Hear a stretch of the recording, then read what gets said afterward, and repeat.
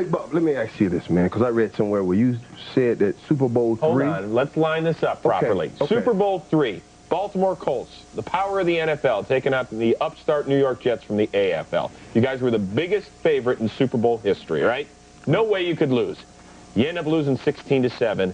What happened? Well, I personally think the game was fixed. The game was fixed. Yeah. Yeah. Why?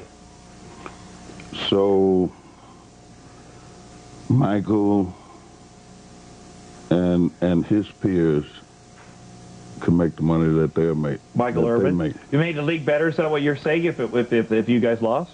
See, if the Jets don't win that game, then they don't have the NFL the way it is today. Oh, because it was the merger. It was the merger. That was the Right. third. How did they fix a game like that?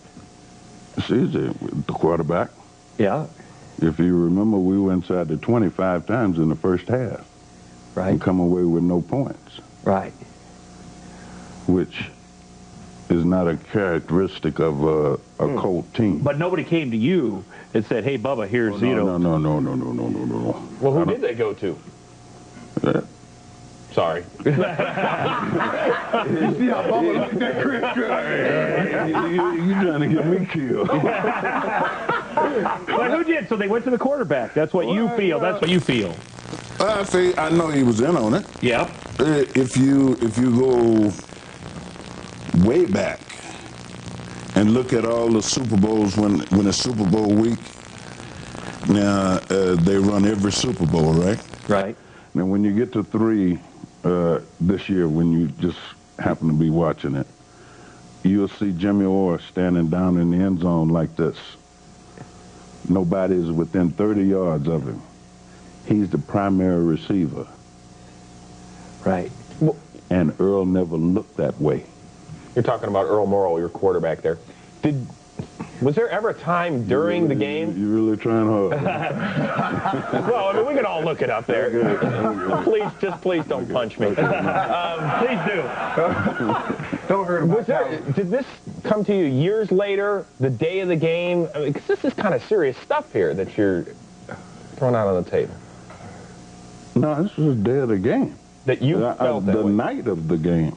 The night, you know, I went to what was supposed to be a victory party at Carol's house, Rosenblum. Mm-hmm. Right. And I don't drink, so you know that term, knock the poison off, you know, so I had 2 sips of champagne. And I was sitting there, and this guy was on the dance floor, and I didn't understand it. We just lost the biggest game. And he was celebrating. Yeah, we just lost the biggest game of our life. You know, how many times do you get in that position? Right. And it just pissed me off. You know, and I went up on the dance floor and I grabbed him and I threw him out on one of those tables and they asked me to leave.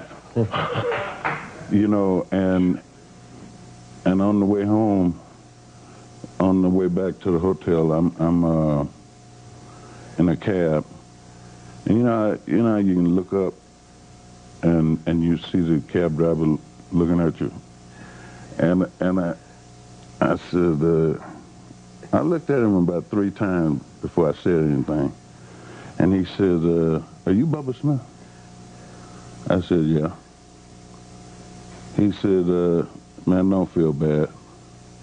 He said, "Smart money was on the Jets." I said, "What do you mean?"